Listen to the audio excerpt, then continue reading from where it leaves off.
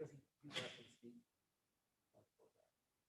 Whatever he's taught, he's gonna take, he's gonna show them. Yes, ma'am.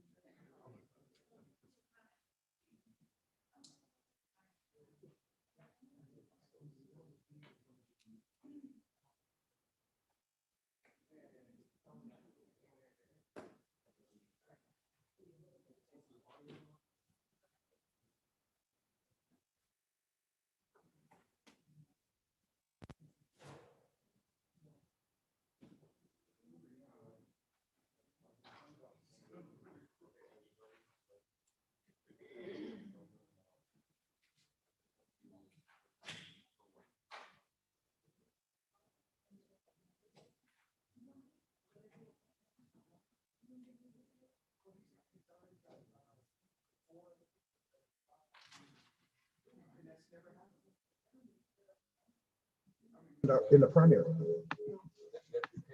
Yeah, but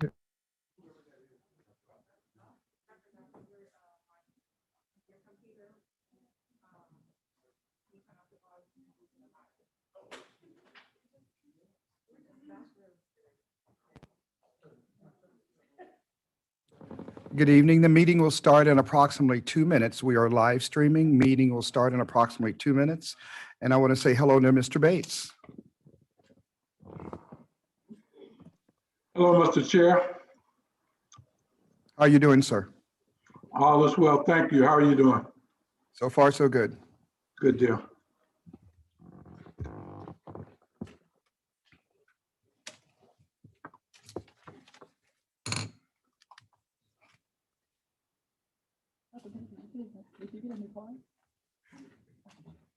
Dr. Booker, did you get a new car?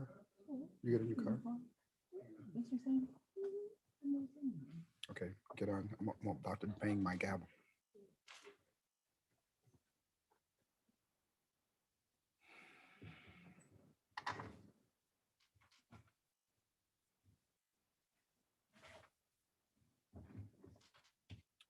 Kay, you're out of focus. It's your lens, her lens.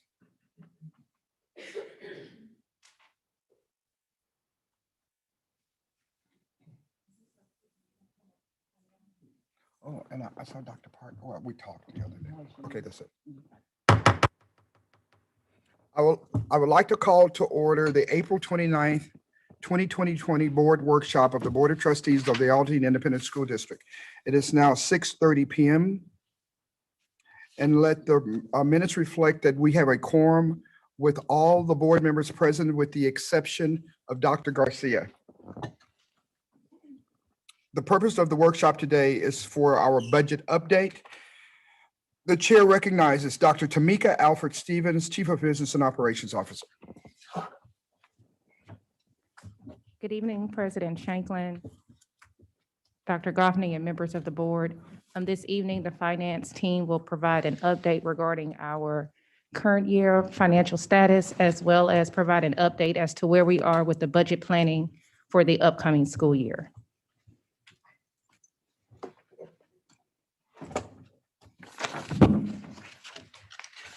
Good evening, President Shanklin, Dr. Goffney, members of the board, and everyone in attendance. Thank you for giving us this opportunity to come before you and share where we stand in our budget process.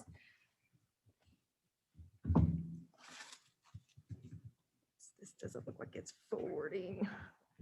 Can you see? You have a copy of the presentation in your folder. If you want to follow along in the same folder, you'll see There the we go. presentation there. Thank you. Excuse me. So when we think about our budget, we of course want to start by thinking about our strategic priorities and making sure that we're keeping them in mind. When we make spending decisions, we want to be able to tie them back to the priorities of the district so that we can meet our goals of offering choices and opportunities to our students. So let's start our discussion by talking about our current year budget and where we expect to be at the end of this year. To begin with, our payroll budget for FY21 this current year is $536 million. And that, of course, makes up salary, substitute pay, extra duty pay, all of our benefits, and our TRS on behalf. All of that is $536 million currently. We project that our actual costs will be about $508 million with a variance of $28.1 million in savings. Now, the main cause of this variance is the $24 million of salaries that we moved to the ESSER 1 CARES Act fund.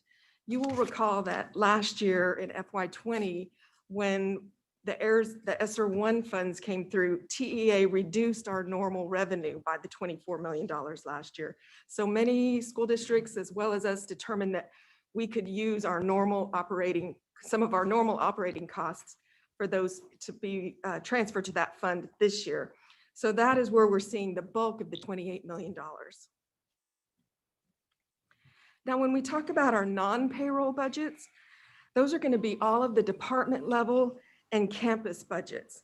And those are going to make up things such as supplies, professional development, contracted services, all of the things that do not fall in the large bucket of payroll. So our current budget for our non-payroll is $121 million.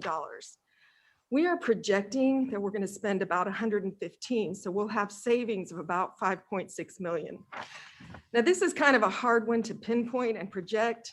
We may end up spending more than that and getting closer to our budget, or maybe less than that. But as of right now, that's the current projection. So what I wanted to do is bring those numbers that I've already gone through over to a slide that will let you compare previous years to where we stand in the current year. So if you take a look at this slide, we've got 2018, 2019, and 2020. And the gold bar represents actual expenditures. The taller blue bar is the payroll, and the shorter turquoise bar is non-payroll. So for the previous 3 years, payroll makes up about 85% for each of those years. In FY21, both for budget and for projected, it makes up about 81%. But of course, those are moving targets, and so we won't know until the end of the year where exactly that shakes out. But you can see on here that we're pretty well in line with previous years. So what I wanted to show you here was just a quick snapshot of where we stand as of yesterday. So our current budget for FY21 is $657 million. As of last night, our current expenditures are $487 million. And so we've spent 74% of our budget so far this year as of last night. Now, we've gone through about 10 months of our fiscal year, so we would expect to be closer to about 83% of our budget. So you can see we're running under budget. Now, the bulk of that difference is going to be 24 million that we moved to the ESSER CARES Fund. But the non-payroll spending is decreased as well. And I think, as I mentioned, excuse me, the last time we met, I think primarily due to the fact that not all of our staff was back in the building until about mid-September, we did not have the spending at the early part of the year that we normally would have seen. So we're going to continue to watch that and see if we see any increased spending as we end this year, but that's why we're running under budget. Let me interrupt you just for a second. I just noticed on my screen that Dr. Garcia has logged in. I want to say hello, Dr. Garcia. So we have a full board present. Continue, please. Thank you. Hello, thank you. Thank you. So now that we know, actually, I wanted to make one more quick point. So if you think about this current year, we're looking at having savings in payroll of about $28 million and savings in non-payroll of about $5 million. So we're looking at overall savings of about $33 million. I do know that we have one unanticipated expenditure this year that we're going to need to use some of those funds for, and that's to support our health fund. We normally budget about $1 million to support our health fund out of our general fund. And this year, due to COVID, those expenditures have increased greatly. And so we may be moving anywhere from $3 to $5 million, depending on how the year shakes out. And I know there are other discussions about where to spend that savings as well. So now that we kind of have an idea of where we stand for this current year, let's think about next year. So as you all know, the Board of Trustees must approve and adopt the budgets before July 1st each year for the general fund, the debt service fund, and the child nutrition fund. And so tonight we're going to be focusing on the general fund. So the first thing we want to do when we think about our budget for next year is to get a projection and an idea of how much revenue we'll be receiving, because we don't want to even start thinking about expenditures until we have some idea of how much revenue we're going to have. So you all will recognize this slide from last time. This was the slide that gave you several scenarios depending on the number of students that may be coming back. And so we've made the decision for now to go with scenario C, which is 33% of the students returning, based on our demographers' reports and advice on the fact that they believe about a little over 1,000 students will be returning. Now, just to remind you that there are so many variables that go into these projections, and one of them is value growth. And so here in the next day or so, maybe tomorrow, maybe early next week, we should be receiving from the Harris County Appraisal District our first estimate of our taxable values. So that'll give us an idea if our value growth assumption is in the ballpark. If it's not in the ballpark, that'll affect our M&O rate, and that could affect our total revenue projection as well. But as of right now, we're looking at about $650 million.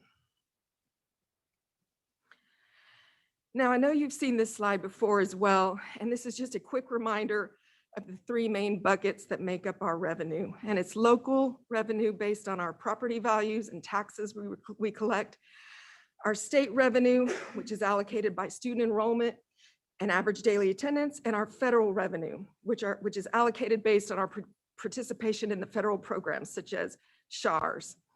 So as you can see from this slide, our state revenue makes up about 2/3 of our budget, and the taxes make up about 1/3 of the last 1/3 of our budget, with a tiny piece coming from the federal revenues. And so we expect next year's budget to be pretty well in line with the same proportion. So now that we have an idea of our revenues, we're thinking about our expenditures. So in looking at our projected payroll, the first thing we do is look at our current estimated payroll. So we've come up with our current year estimate of payroll at about $508 million. Now we know we moved $24 million to the ESSER 1 CARES Fund. So that is normally paid by the local 199 fund. So we need to add that back in. In addition, we noticed that substitute pay and extra duty pay is way down this year as compared to prior years. So we wanted to add a piece back for that in the hopes that we'll be back up to speed next year with our normal operations. We also know that we're going to have additional staffing needs, but at this time, we do not have a number on that yet, so we will be able to get you more information next time. So right now, our total budget is $538 million. One thing that you do need to be aware of is that if the determination is made to offer a pay raise for next year, each single percentage of pay raise will cost the district about $5.4 million. So that is not calculated into these numbers now. So then when we look at our projected non-payroll, Dr. John McGee is heading up budget in this area. And so he has collected budget requests from all of the departments, and he has compiled the payroll request to be about $139 million. Now, this is just our first draft, our first pass, and there's going to be a lot of discussion and scrutiny on each of these budget requests to determine if they fall in line with our strategic priorities. So if you think about it, we have revenue of 650 million that we're projecting. We have payroll and we have non-payroll, and those two add up to about 677. So at this first pass, we're over budget by about $27 million. But as I said, there's going to be a lot of work in the next month to go through and scrutinize those budgets. So at this time, I'm going to turn it over to Dr. McGee, and he'll give some more in-depth information about our budget considerations and priorities moving forward. Oh, you want me to do it? Good evening, Mr. Shanklin, members of the board, trustees, Dr. Goffney, Dr. Tamika Alfred Stevens. Thank you for this opportunity to come off the bench and get into the game. And it's so fitting that on this night, when we have the NFL draft, the first round, we have an opportunity to share the first round of the draft budget with you for next year. So we do.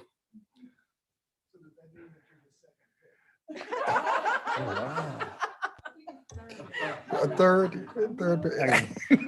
Just really glad to be a part of the team, to be picked, even if I was a free agent. So, really, I'm grateful to be here tonight as we begin intense budget deliberations.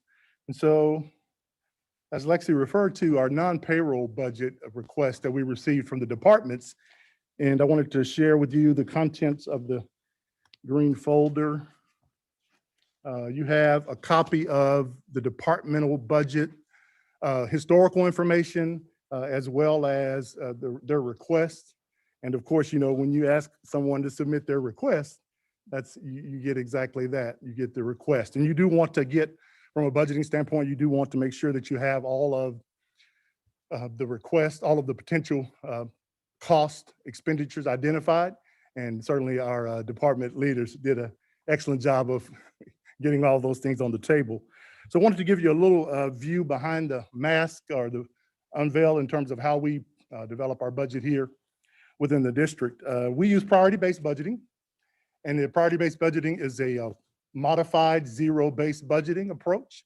Zero-based budgeting was invented in 1969 by Peter Peer and Texas Instruments.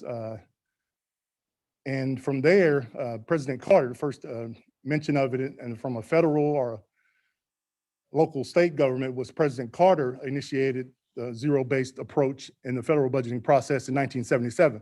I became familiar with the priority-based, zero-based budgeting approach in 1988 when I joined the staff of the Legislative Budget Board, and we use this approach still to this day at the state level. And so here in Aldine, how we use the modified priority-based budgeting is that it's a method of budgeting. It identifies each project and the purpose of the spending and the associated costs. The expenses are justified each year, as opposed to line item budgeting, which is what most school districts will use.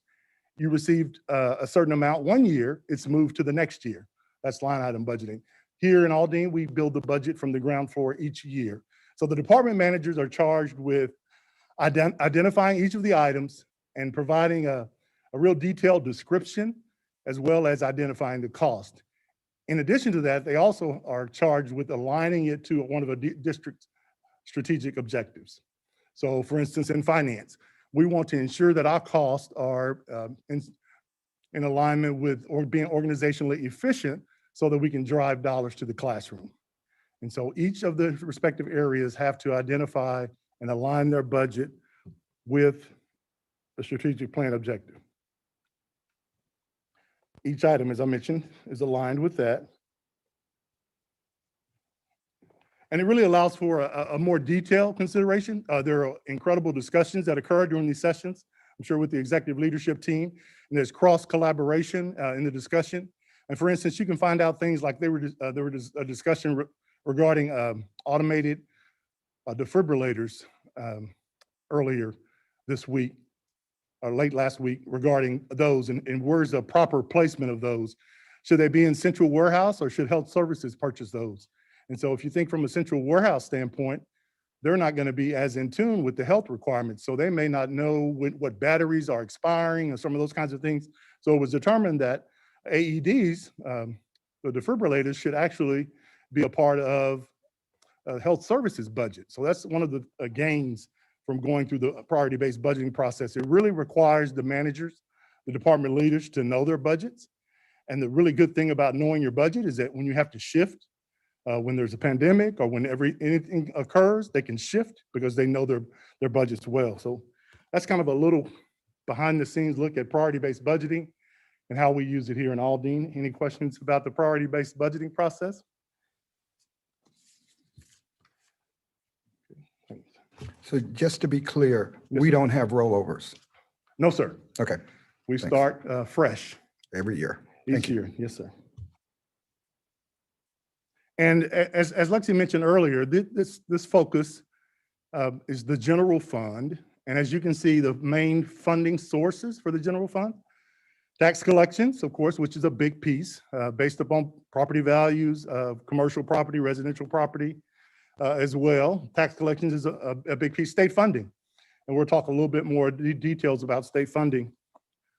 And the components of state funding, of course, those are generated primarily by average daily attendance. And, we've received a hold harmless for this year. So they won't provide the funding. The state will not provide the funding based on our actual ADA, but it'll be based upon prior year information. And the federal funding piece, as you mentioned earlier, is for our participation in the SHARS program. That's where Medicaid eligible students receive services and we're reimbursed by the federal government for those services. And also for some of our federal grants, we're also able to collect indirect cost.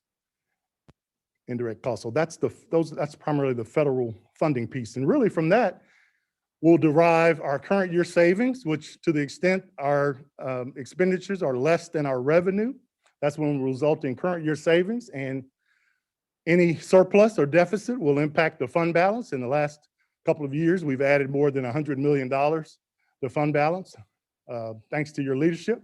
We really appreciate that a great deal, and I'm happy to report that. But then this year, there's one exciting thing which really turned this session tonight from a budget session really into a happy hour. The additional funding that you just see represents the funding that the district received for the ESSER dollars, the elementary, secondary, school emergency relief program, ESSER 3. And we were notified yesterday, almost about this time, a little earlier, of course, that we were going to receive as a district $235 million. We'll receive the first 2/3 of that almost immediately. And of course, the state is still developing their plan, and before the federal government will release the final third, but it's anticipated that it will be also released this spring. So we're getting information by the hour, it seems, on the new ESSER funds.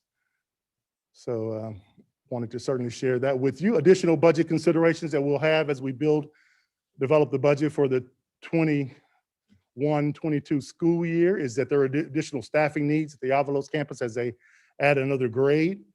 Also, the Young Women's Leadership Academy, of course, the formulation of that campus, we're adding 2 grades there, 6th and 7th grade. They'll begin with the 6th and 7th grade.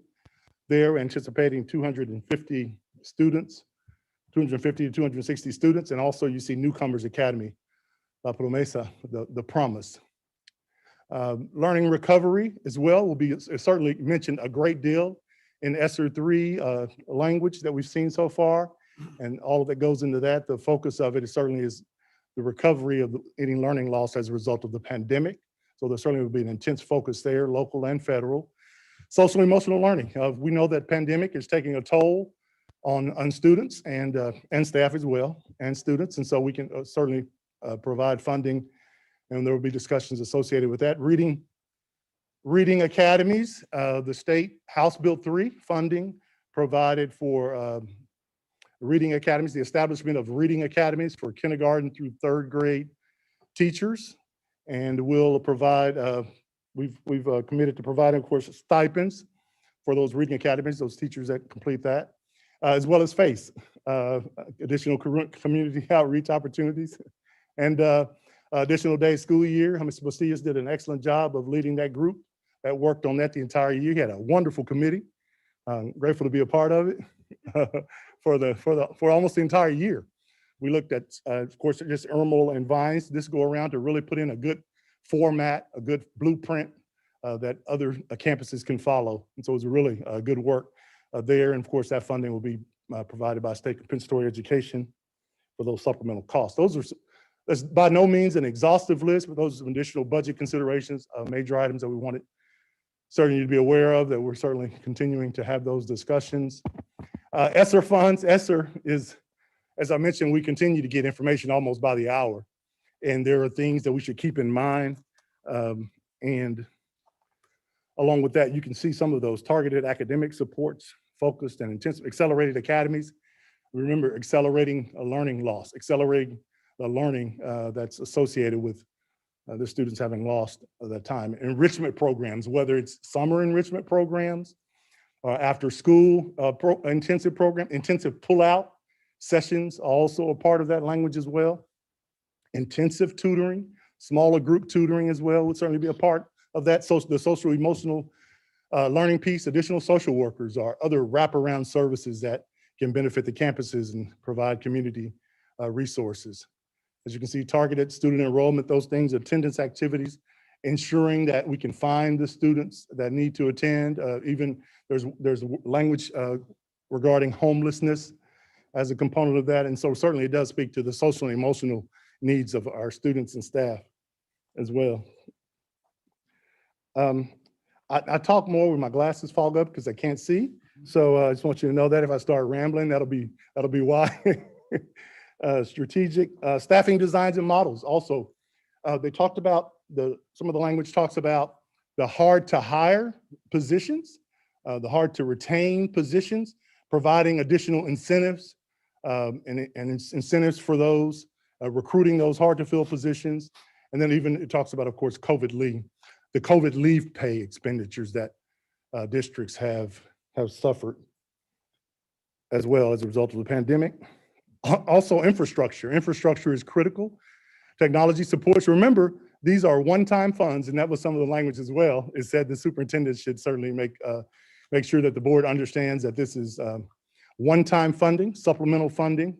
It's not going to continue, is the language that it was emphasized a couple of times. And so we need to certainly be thoughtful and strategic as we approach the expenditure of these funds. Software and hardware upgrades, those one-time upfront expenditures that we can certainly purchase with these dollars, updating our inventory and internal operation systems, and also updating staff devices, ensuring that staff has the latest technology needs to ensure that staff is operating in the most efficient manner possible to ensure that, as I mentioned earlier, the dollars are driven to the classroom. In addition to that, enhanced ventilation system, filtration systems, HVAC opportunities as well is included, as well as the ongoing cleaning and sanitation supplies, whether it's Misters or Mrs. That's a joke. That's a budget joke. Okay, you got it. Okay. So all those things are available with the use of ESSER funds, and give you a little bit more about understanding about the state funding system. Each school district receives funding based up. It's known as a basic allotment. So every school district receives a basic allotment, but then on top of that, school districts receive additional allotments based upon the characteristics and demographics of its students. So we wanted to identify these allotments for you tonight. For instance, a bilingual educational allotment is there. It's just as it sounds, to support English language learning and the acquisition of the English language. And what we use, you can see the allocation amount there, the allotment amount there is approximately $13 million. And what we use for that is to pay bilingual stipends and other staff development opportunities. Career and technical allotment. And you can see the required to expend simply means that we're required to spend on directly on that program. So for instance, out of the 13 million, if you divide that by 55%, that would give you an idea, approximately $7 million of what we would have to spend on our bilingual program. So we do that by providing stipends to staff, instructional staff, and also providing staff development opportunities for bilingual staff as well. Career and technical allotment, you see that amount there as well. We fund our career and technical teachers, and it also provides staff development for them as well. A special education allotment is to focus on our students with disabilities. And our funding that's received there is based upon instructional arrangement of the student. So the most restrictive environments, least restrictive environments, mainstream environments, all of those instructional settings determines the weight. And what is placed on individual students is a weight, additional weight is placed. And that's how we school districts receive their funding. The last one on that list is a comp ed allotment. This was, and House Bill 3 made some significant changes in the allotment, literally changes that hadn't occurred in some time, almost from the Gilmer-Aiken days in 1949. But there were changes since then, but there hadn't been very many. It had been a long time since any of the weights were changed. So House Bill 3 really was sweeping and came along. And I mention that now specifically because of comp ed requirements. The comp ed requirement is now broken out by tiers, and it's attempting to identify the students that are higher poverty, and we receive a greater weight of funding for those students. There are now 5 tiers. In the old system, it was a 20%, and it was based upon the highest 6 months of your free and reduced lunch information. That's how the numbers were determined. Now it's determined based upon the address of the student, what tier they in. We actually receive funding, and it's differentiated, have 5 levels. And so that was significant for us. We gained approximately $20 million in that one allotment alone. And we use that to provide additional teachers, instructional specialists, skill specialists, RTI teachers, all those kinds of positions. And these are supplemental. Comp ed funds must be spent supplementally. Early education allotment was another addition during the House Bill 3 funding, and we fund our kindergarten and first grade teachers, almost exclusively core teachers, from that funding. Dyslexia allotment also is a new allotment that we receive. We receive funding based upon the identification of our dyslexic students, and that additional weight is used for dyslexia teachers as well as dyslexia assessors. The assessment process is a part of that as well. CCMR is a new one as well. Career and college military readiness, career college military readiness outcomes bonus. So you can see that amount is approximately 1.3. We use that funding for ROTC instructors and for the P-TECH campus, as well as a new program that's been identified as well, College for All, a program where each of our students will have an opportunity to graduate high school with college credit. And also school safety allotment, small amount there. Deals primarily with the safety and security of our campuses, in addition to a teacher incentive allotment that is gearing up and will provide great benefits to certain teachers. There are designations, 3 designations that a teacher can attain, and actually there will be a sizable increase related to that. And the language even talks about teachers making 6 figures, some of the language as well. That's a quick overview of our allotments. In addition to that, the allotments will be found in our general fund, our Fund 199, our local fund that you adopt before July 1st. Now we wanted to certainly provide you with the special revenue allocations, and also what you'll find in your green folder will be the positions that are funded. You have it? What did I do with it? Thanks. It'll show you the funding, the positions, and how those individuals, how they're funded. So for instance, Title I, Part A, we provide campus allocations. We provide allocations to the campuses, and from that, the campuses will determine whether or not they're able to fund instructional positions.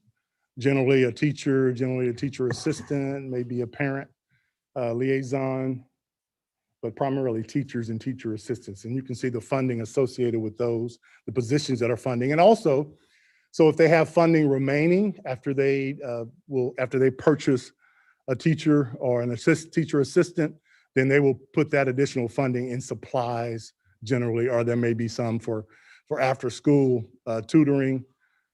Those are kinds of things that where the principals will place the additional funding depending upon their allocation. Title II focus, of course, is staff development and those working with our teachers. So we provide literacy specialists and coaches with those.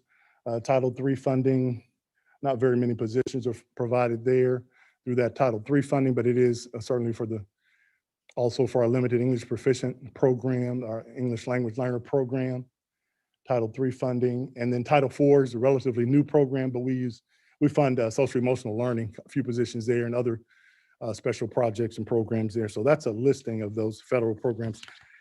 And we didn't, of course, identify each of them on the screen, but you have all of the funded positions. As you can see, the total is 537. So in addition to the 8,700 staff members that we fund with our local funds and child nutrition, in addition to that, we also have these positions, which totals approximately 9,400 employees or thereabouts, depending on the day, Dr. V. So that's kind of a quick overview of our special revenue allocations. I think we have a couple of more on the screen behind us, and it shows special ed as well. You see the teachers that we fund from that grant as well, the teachers, psychologists, diagnosticians, teacher assistants, some of those other positions, all of those that you see. In addition to that, we provide contracted services. There are contracted services also that are provided with that funding, and it's, of course, all of those are identified and developed in conjunction with the special ed department in serving the needs of those students. And as you can see, Head Start as well, the number of teachers that we have, I believe it's 27 or so teachers and teacher assistants that are funded out of the Head Start program. And Kate, Carl Perkins is fairly small. You won't see any positions funded with the Carl Perkins funds. We primarily will provide staff development and the purchase of sometimes some larger machinery that's maybe needed in the robotics, somewhere along those lines, something along those lines with the Carl Perkins funding. By all means, not an exhaustive list, and you can see all of the positions that are funded. We have some transition grants, some startup grants as well that provide funding. And also some of it requires an ongoing commitment by us after the initial period. And so I wanted to certainly share that with you tonight. So that's a brief overview of our special revenue allocations, but the big one, as you can see, there it goes again, supplemental one-time funding that we're going to certainly be in a planning phase for some while, and then of course implementing, and then of course evaluating to see how well we've performed. I call it the PIE, planning, implementation, and then evaluation. And that's just a quick overview of some of our special revenue allocations. As I mentioned, not exhaustive by any stretch of the imagination. Lexi, you want to talk about the general fund budget summary? Or? Yeah, Okay. so. Can I ask I'm a sorry. question? I'm sorry. Okay, I'd like to ask a question before we go any further. It's Absolutely. been so far ahead of me here. Yes, sir. First of all, back in the early part of this, we talked about scenario C, 33% of students returning. Is that 33% of our total population will be back, or 33% more than what we have now? It's 33% of what we lost. Of what we lost? Of what we lost, a third of Okay. those returning. Okay. The other question I have, and I'm just looking, I don't understand, and I'm sure a good reason, but when I look on the sheet, on the draft of request, Yes, sir. when I look down at Chief Transformation Officer, Yes, sir. I see that we only had a budget of $20,000, Yes, sir. but all we spent was $1,837. So far. And Okay, this is, but then we jump over to the new request for $59,000. Is that included? Is that counting some of this girls' school we're starting? Is that part of that? Is that not, why it jumped up? That's a big jump when you didn't use but 18, and now you're asking for 60,000. So I'm just wondering, what is that encompassing? Right, that was certainly the initial request of just the funds associated with starting up those programs, not specifically for the Young Women's Leadership Academy. Those funds are not, you want to talk about any of those? Sorry. So, Mr. Mead, to speak directly to your question, the initial budget for the Chief Transformation Officer, as you already stated, this year is $20,000, and the request for the upcoming year is $59,000. Most of the projects under the Chief Transformation Office's budget is under federal programs. So though this appears to be a drastic decrease, but as you think about us adding more programs and scaling out many of these programs, there are additional costs associated with maintaining the office, supplies and materials. There's other equipment that could be needed. So that is not material, if I can say it that way. You got it. Yes, ma'am, I'm sorry. You understand Thank the you. question? Yes, ma'am. No, Okay. yes, ma'am. I understand. And you remember I mentioned earlier too, that some grants will provide startup funding, and it requires a commitment after that starting period. And so now this really gives us an opportunity to develop additional programs and really provide the supplies, as Dr. Alfred Stevens mentioned, travel associated with it, and really starting up that office that was previously funded through federal dollars. Okay, I'm not saying this is not good. It's just, I think it's my obligation as a board member to see a big difference and explain where it's going and why we're going from, we had 20 and we spent 18 and we're going to 59. I think it's my obligation to ask that question. Oh, absolutely. Yes, sir. And remember, we shared that these were the initial requests. And with the initial request, there are sometimes things that are denied after there's deliberation and crossed and it's discussed. Well, I'm doing this, you're doing that. Can we do it kind of collaboratively? So you won't need that. And so there is some funding overlap, but through those discussions, that will work out. That will be worked out. And I'm sure that the funding will be more in line with what's been expended previously. Understanding, I'm not saying it's too much. I'm just saying I just need to know the reason why we see the big difference, okay? Absolutely. Yes. Dr. McGee, I have a similar, I guess, questions about the big difference in current expenditures and current budget and budget requests. For example, elementary social studies, you see the big difference? So, I'm sorry, Ms. Avalos, let me let you finish your question. Oh, that was it. I'm just, is it the same type of situation that you were addressing with Mr. Mead's question? That So- there's just a difference? So remember, each year, we start with zero. So it's difficult sometimes to compare year to year because you're starting with zero and the needs change from year to year. So when you're comparing the current budget to the actual expenditures, remember that for some of these departments, their expenditures may not increase until the spring going into the summer, especially when we're revving up for professional development for summer school and things like that. So some of their costs may not have hit our ledger at this time. And then when you think about planning for this upcoming year, depending on what their specific requests are, you could see an increase for some departments if you look at the list, and there's a decrease if you further look at some of the other departments where they're asking for less. So depending on their specific needs, Ms. Avalos, their requests could go up or down. So I don't want you to think that they are not spending their money. It's just at this time, those funds may be earmarked for something that has not occurred yet. Mhm. But as we stated earlier, overall, the district spending is down, period. Remember this budget was supposed to cover July 1st through June 30th. Well, think about where we were July 1st. We were still working remotely in many regards. So some of the planned expenses from last summer did not occur. And some of those things are starting to happen now as we come to this summer. So this is a different year as it relates to expenses. So we want to give these budget requesters the opportunity to put in sound requests because we know that the work that has to be done to address learning recovery and all other aspects of making sure our students are getting what they need, it's going to look a little different. And of course, we're going to leverage our ESSER funds because ESSER dollars can be used to support that. So we are projecting that these requests are going to go down significantly in the general fund, but because they address what we need to do with our ESSER funds. And remember, we have $235 million that we have to strategically use over the next 3 years. Am I answering your question? Yeah, you pretty much are.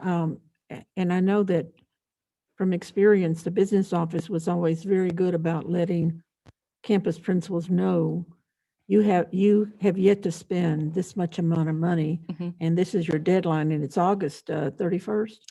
Actually, it's sooner than that. So your memory is really sharp. So it's finance spending deadlines. And in fact, we just sent out a newsletter last week reminding the campus and department leaders that, hey, the last day to submit a requisition for items is, I can't think of the date at the end of May. Okay, And with special revenue funds, Title I, their campus budgets, it was even sooner than that. And for technology, it was even sooner than that Right. because it was taking longer for technology to arrive. Mhm. But you're right, we do communicate with the budget holders to let them know that, hey, these funds are intended for this year's kids. So please make certain that you are using those funds because they don't roll to the next year, not the funds that we're talking about right here. So each year we start over, you build a budget and you get an allocation based on the new year's needs. It's not like you bank it and it rolls forward, with the exception of the principal's fund. Mhm. Am I answering your question? Yes, yes, you are. The chair recognizes Dr. Garcia. Yes, Dr. Garcia. Thank you, Mr. Shanklin. I'm going to circle back to the question that Mr. Mead asked about the transformation fund, the Chief Transformation Office. Is it possible to get the whole of that offices and offices like that, particularly for the new initiatives, to get a comprehensive or collective cost of not only, I think you said that the shift from the 20 to the $59,000 is not, I didn't hear people. I heard, the office equipment and things like that. Is it possible to get a comprehensive, collective, inclusive cost for the new initiatives like that so that we have a better understanding? I'm still quite complex. I mean, it's a complex, or at least that division is complex in the sense that particular funding appears to come from different places.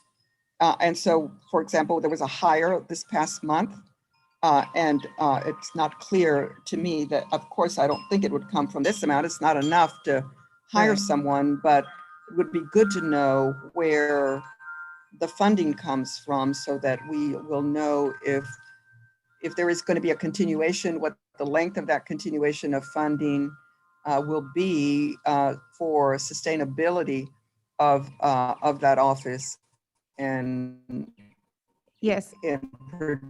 projecting into the future. Okay. There's a little bit of a delay, just a so I want to second. make sure I'm not cutting her off. Yeah, Dr. Garcia, I think we're having a little bit of Wi-Fi problem. You're very sporadic and it slows down and it slurs your speech, and I know you're not drinking. Just FYI. No, it's just that I'm out. We just arrived and I'm outdoors, and I do have an internet connection problem, I believe. But anyway, the answer, you don't have to give me the answer now. I think if you can understand a request for holistic, comprehensive information about the new initiatives. And I'm saying this is a relatively new initiative, but I have another question, if it's okay as well. Absolutely. Yeah, I want to go back to, and I'm sorry, I don't know the gentleman's name. I entered late, but in slide 19 of his presentation regarding basic allotments, there was the column that talks about the required to expend. Would you elaborate a little bit more on that? Because the next slide has 100% required to be expended. And this slide shows 55%. So for example, the top one, 13 million, are we just required to expend 55% of that 13 million? Is that what that means? Yes, ma'am, that is what that means. There are different spending requirements based upon the specific allotment, and those are in statute. Okay, so if the, so what happens to the rest of the 13 million if we're only required to expend 55% of it? It supports the overall instructional programs of the district. So it doesn't go, even though there's a line that says 13 million for bilingual ed, for example, half ma'am. of it or a more, a little less than half of it can go to the general fund. Yes, ma'am. And they're all going directly to the general fund. It's just the portion that specifically has to go for direct bilingual expenditures is the 55%. And the other 45%, it certainly supports the needs of the bilingual students as well. So it's all working in concert. That's just the required portion that the district, all districts are required to spend for that specific allotment.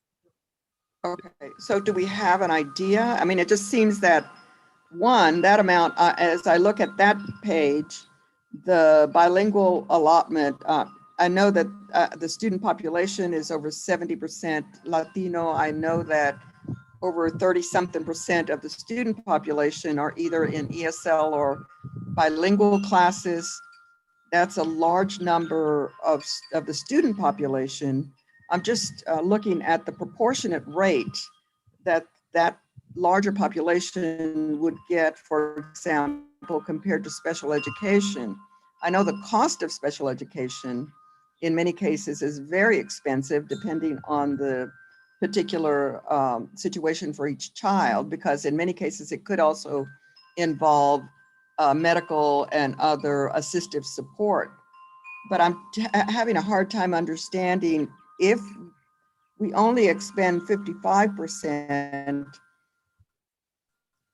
does that not include personnel costs, for example, Yes, ma'am. taken from, trying to understand it incorrectly? Yes, ma'am. I think Okay. we do understand the question that you were. All right.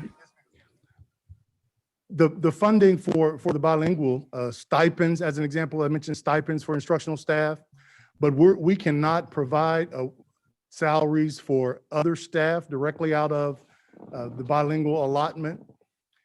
There's one small exception that we reduce class size as a result of the bilingual component.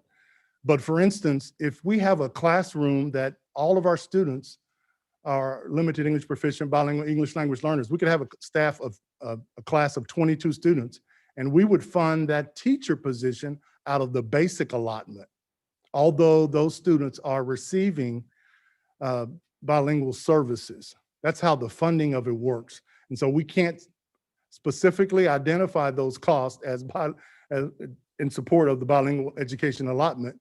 But clearly, that teacher is serving those students. Those students are being served, but we simply can't code it there because of the funding requirements. And we will spend a little more than 55%. That's just what we're required to expend. So we will expend more than that. Dr. Goffney. Finance Department, will you please share? So that would how be, the allotments yeah, are so that would be an determined? important piece to know. Yes, do- yes, how ma'am. And the allotments are determined based upon the statute. characteristics of the students.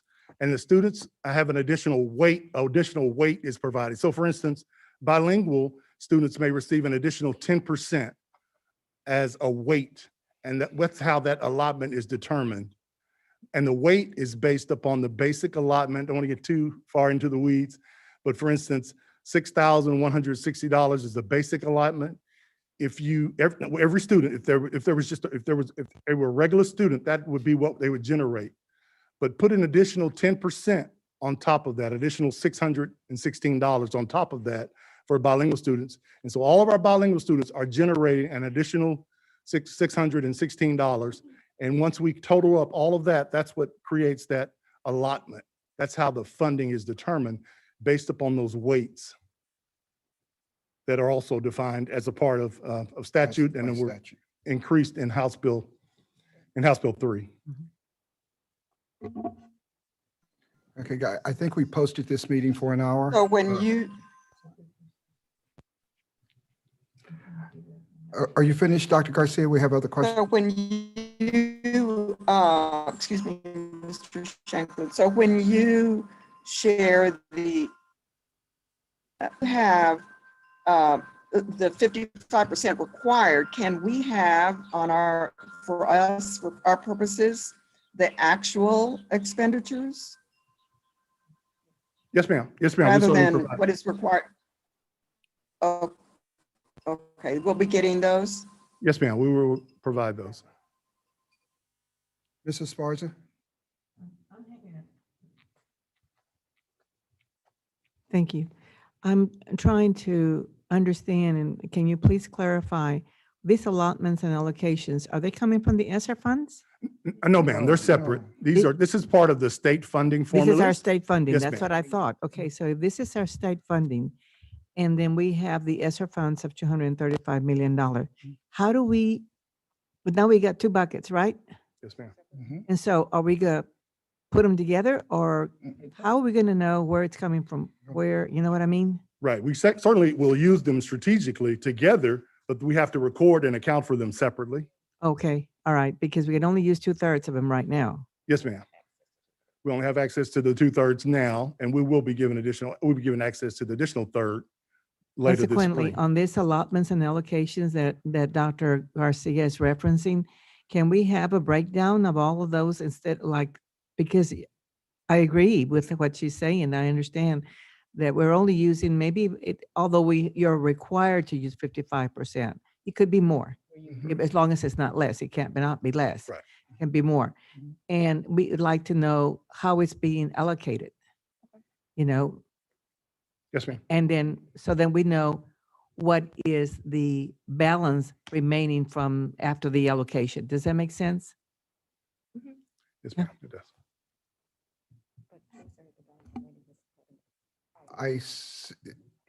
Dr. Garcia, your hand is still raised. Do you have another question? Yes. No. Okay, can you continue, guys?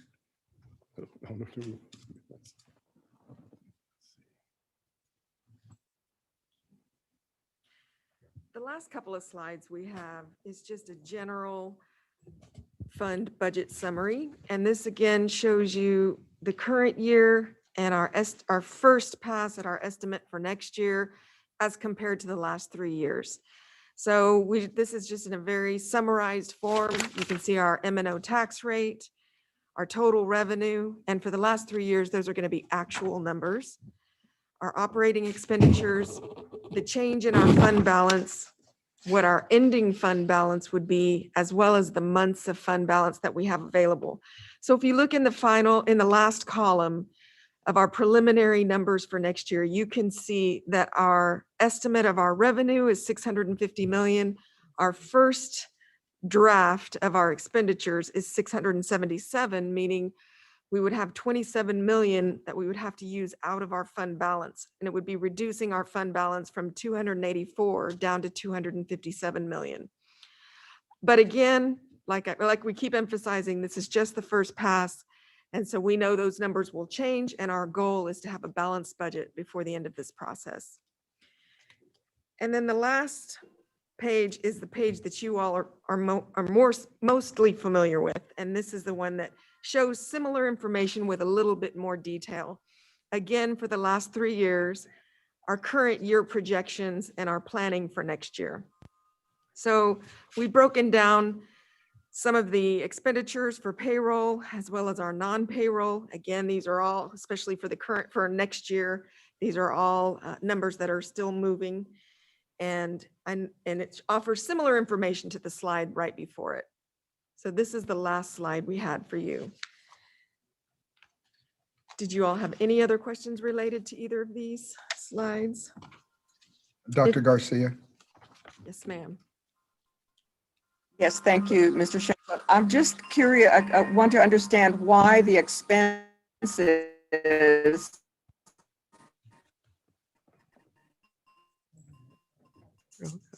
Oh, for next year. I know that you just received notice of the ESSER funds that are coming. Will that change, reduce the expenses that you project on this part? I'm having trouble hearing. Dr. Garcia, your connection is very, very bad. We're having a very hard time getting complete sentences. Can you try to repeat that? But you're frozen at the moment.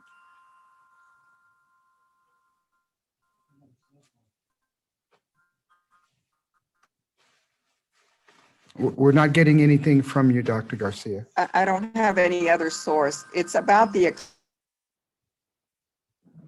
Okay, you're gone.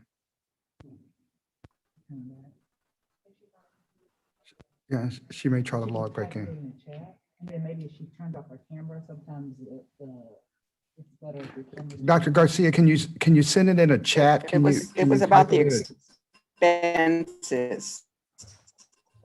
Something about expenses.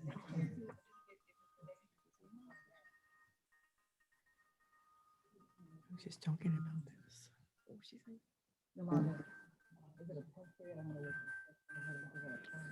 Can you try to reach her on a cell phone, Yolanda? A question is about the expenses.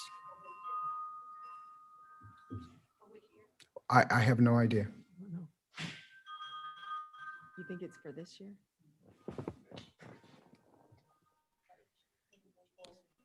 Okay, well, Well, this yeah. was the, Yeah, move forward until we can this get her was the back. last slide that I Okay. had. So if there are no other questions, I will pass it on to Dr. Villarreal. Thank you. Good evening, President Shanklin, Dr. Goffney, Board of Trustees. I will say, being the fourth pick, I believe they took my team, my time, I should say. So please bear with me. Going to talk to you all about the projected staffing plan, actually the campus staffing plan this evening. And in our next meeting, I'll be bringing the central office staffing plan. There's two handouts from the HR department. There's a one pager that looks like this. It's titled Campus-Based Projection Estimates with the April date. And then there's another handout which is stapled and it's detailed by campus. And so I'm going to be going over those. I know there was a request for that and wanted to make sure that you understood those and answer any questions. And then also part of that, I'll talk shortly about clarification between the current staffing guidelines versus strategic staffing recommendations that we have. So if you look at the one pager, and this slide right here is just giving overall, when we calculate the campus-based staffing, our estimations here is, we're projected to add 3 campus administrators, and keep in mind, we've added 2 schools, the Young Women's Leadership Academy newcomers. And then although Parker no longer exists, but those administrators include principals, counselors, assistant principals. Overall, with our strategic staffing, we're projected to lose about 98 teachers overall, and then gain 6 paraprofessionals, again, due to additional opening of the additional campuses, and then we're adding a couple of bookkeepers to I believe it's Blanton and Avalos. And I say estimation, and I say that on purpose, and I think it's important for y'all to know that we're still working with our campuses in terms of staffing. We are going through a transition right now in the Human Resources Talent Acquisition Department. Our executive director is retiring, and since his announcement, there's been some things that we've uncovered because I've had to take a different role. Instead of leading, I've actually had to be in the work, and I've uncovered some processes that needed to be tightened, and some things that I wanted changed because, we talk about our strategic priority of organizational efficiency and mission-driven leadership. And so through that, I've, like I said, discovered some things. And so I say it's estimated because as we're uncovering or discovering some information, and as we're talking to some principals, we're finding out more information on why there may be exceptions made to rules, I guess I should say. I'm one of those that it's black and white when it comes to the staffing formulas. However, there's always reason on why, strategically we added staff and so forth. And so these may change slightly in our next run because we are meeting with some principals and getting feedback from them. And so if you go to the stapled page, you can see there, by campus, And I do want to bring your attention to the very end where, although the demographers projected us to be at 64,403 students after the staffing directors went through the first round, talking to principals, talking to student services, we did get a difference of up to 65,236. That's a difference of about 800 students, just because depending on talking to the principal, some things that we may not have been aware of. For example, well, off the top of my head, I know Davis High School is projected, I think, at 2,300, but they're over that already. And so we're projecting them at 2,500 from what we know about the community. So it's things like that that, we have to take into account. And so overall, middle school, if you go back to the first page, where we're estimating that we would only gain 13 teachers. Keep in mind, we're adding 18 teachers at the Young Women's Leadership Academy. So with the loss of the others, it's just a net of gaining 13 teachers. At our ninth grade campuses, we're estimated to stay the same. At our high schools, or at our comprehensive high schools, I should say, we're estimated just to gain one teacher overall. And then our other high schools, our smaller high schools or our CTEs or P-TECH, we are estimated to gain 7. And keep in mind, I believe actually all of those 7 are at Avalos P-TECH. Remember, we're going into the 3rd year with their pathways. We need to ensure that and we're adding students. What I do want to bring your attention to is you can see, you see a gray line, but the gray line didn't mean anything at our secondary campuses. But at our elementary and primary schools, the gray line is the number that if we went strictly with the formula that we have in our staffing guidelines. However, in looking at that and the situation we're in with the pandemic, and we're talking about learning recovery, and also thinking about the community, what is it that we can do to, one, make sure that we're meeting the needs of students, and 2, making sure that our employees feel safe and they're just not fleeing, thinking, oh, we have to lose all these teachers. And so we are recommending at our elementary and primary schools a strategic staffing. And what I mean by strategic staffing is we're changing the ratios, because currently, for example, we staff some grade levels at 24-1. So we're recommending to change it to 22-1. So that way we don't lose as many teachers. Or as in kindergarten specifically, it's currently staffed at 24-1, and we're requesting, at kindergarten, we're currently staffed at 22-1, but we're requesting to staff at 21-1. Even just that one student makes a huge difference in the number of teachers. And the reason for that, specifically in kindergarten, is, we had about 1,800 pre-kinder students that never enrolled this year. According to the demographers, we're probably going to get most of those in kindergarten. Well, keep in mind they weren't here in pre-K, so we would like to keep those class sizes at kindergarten slightly smaller so that our teachers could meet their needs and reach them. And so that's why we're recommending, or that's one example of the strategic staffing. So also, if you look at the end of elementary, if you look at the bottom of the gray line where it says 1018, so if we went simply by our staffing guidelines as they are today, we would only need 1,018 teachers at the elementary level. That means we would lose 254.5 teachers. Simply doing the strategic staffing by instead of 22-1, go down to 21-1 at some grade levels, or from 24-1 to 23-1, we would only be losing 121 teachers. Okay, and so and then if you look at the primary, we have a net estimate of 2. And again, you're probably wondering, well, that's where we lost a lot of our students, or students didn't come. Keep in mind, that was pre-K, but our kindergarten, as I just spoke of, is where we really have the need to make sure we meet the needs of those students. And so that's why there would be a gain of 2 using the projection numbers. However, if we did not do the strategic staffing, we would lose 23 teachers at our primary schools. And so then overall, at the very end, with this, again, this is an estimation. We're looking at a loss of 98 teachers. Thank you. Are there any questions? Will those occur through attrition for the most part? Nutrition for the most part, yes, ma'am. Oh, yes, ma'am. And then thank you for that question. Typically, you know, we hire anywhere from 500 to 650, 700 teachers every summer. Is that And through attrition for the most part? yes, ma'am.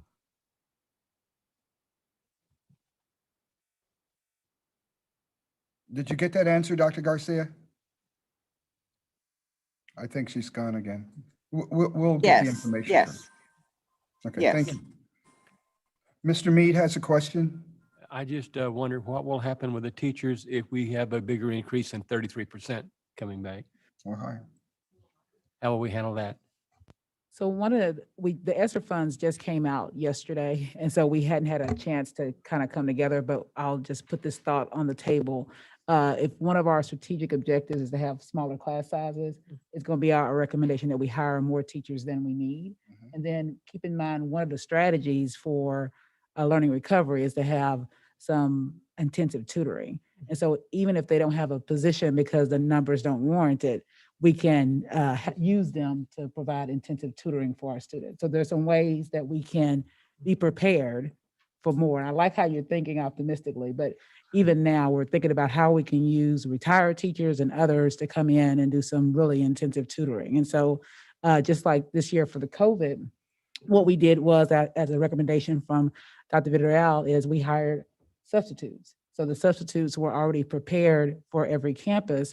And that's been like the biggest win for our district, because instead of having to call a sub, we had designated substitutes for the district. And so just like that, we can use that and have designated People ready. teachers. And so we're going to have some robust conversations, and we welcome any feedback that you all have, because the ESSER funds are going to be a game changer for us. And if we're strategic and utilize them in a way to help us continue to meet our goals, it's really going to help us to recover learning and hopefully recover and recoup our students.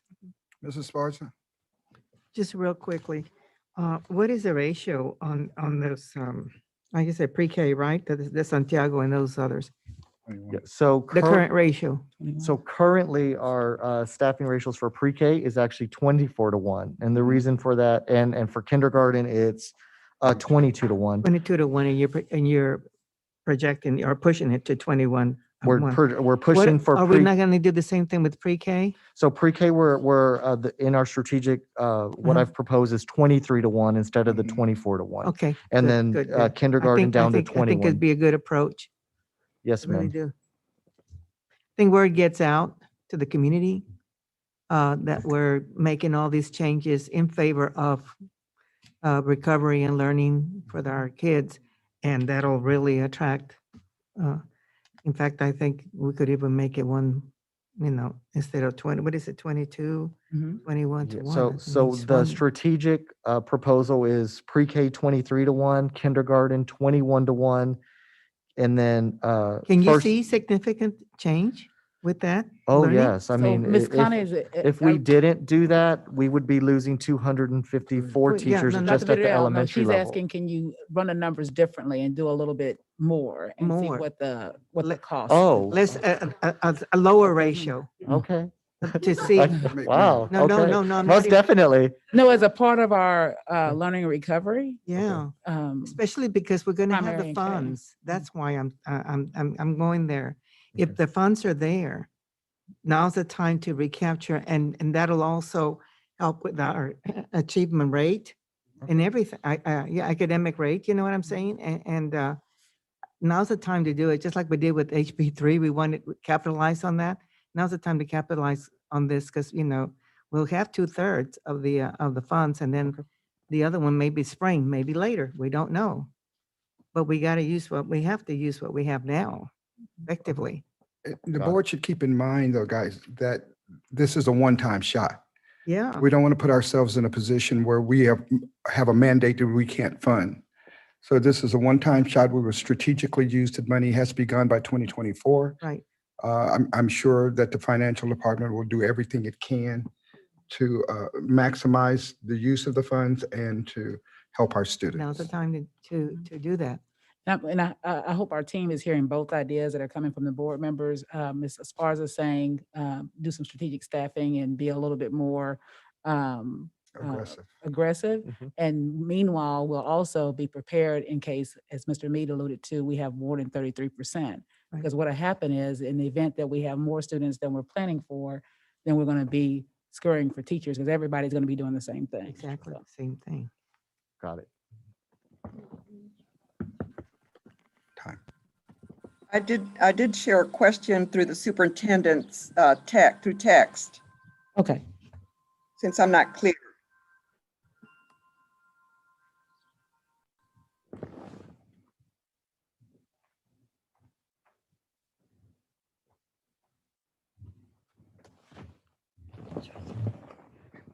Absolutely. And then that's actually what we're planning to do, Dr. Garcia.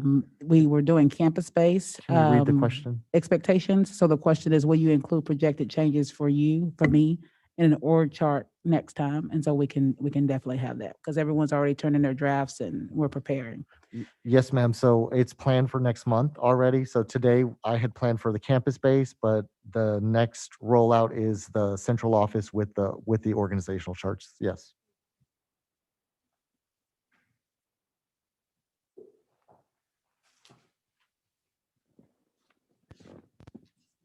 Board, do we have any other questions? Thank you. Just wanted to give you an idea of where we're headed next, of course. The charge with adopting the budget by the end of June for July 1st. Of course, so you see the steps that in May, we're continuing to have those discussions with the departments to ensure that we bring down those funding requests and also look strategically at where funds can be placed in terms of the ESSER, one-time supplemental cost.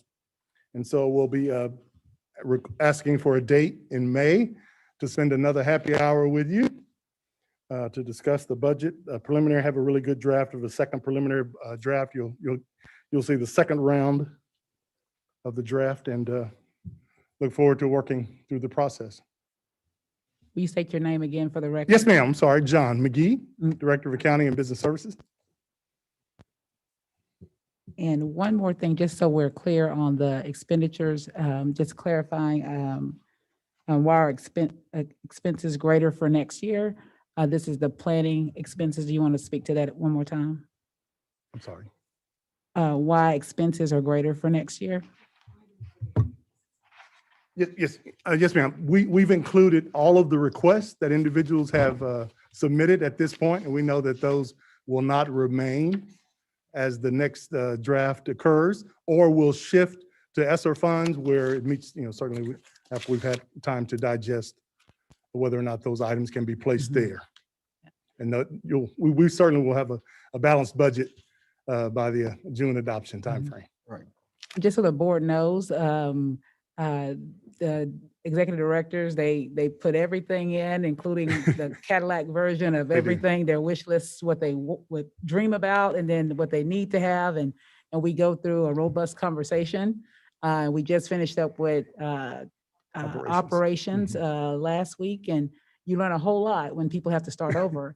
Because we've been doing this now for 2 or 3 years, and what we learned was we'd hear one person say, "Oh, I'm planning to paint the boardroom white." And then you'd be at another team and they say, "I'm planning to paint the boardroom white." And each one of them is asking for $100,000 to paint the boardroom white. And so we eliminated a lot of Duplication. yes, duplication. So it's been it's a intriguing opportunity, but right now you are seeing the whole wish list. And so then we're going to comb through it, talk through it, and then move it around to special revenue funds. And for sure, we'll have a balanced budget recommendation for you.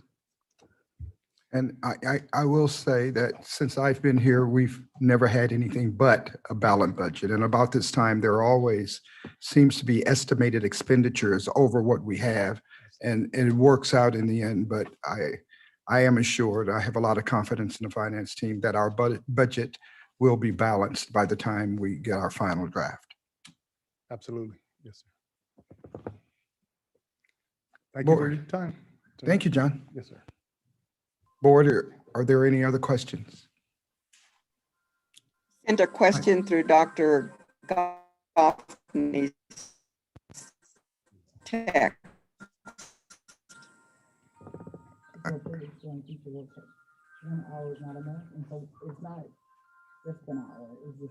No, Dr. Garcia, we posted only a start time, not a finish time. So we can go as long as we must.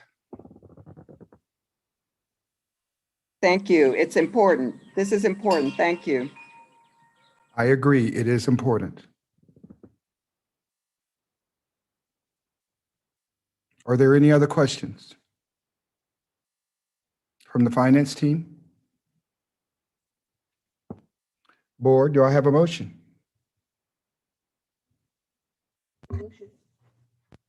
Second.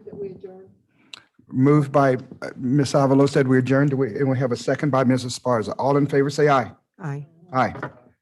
It is now 7:47. This meeting is adjourned.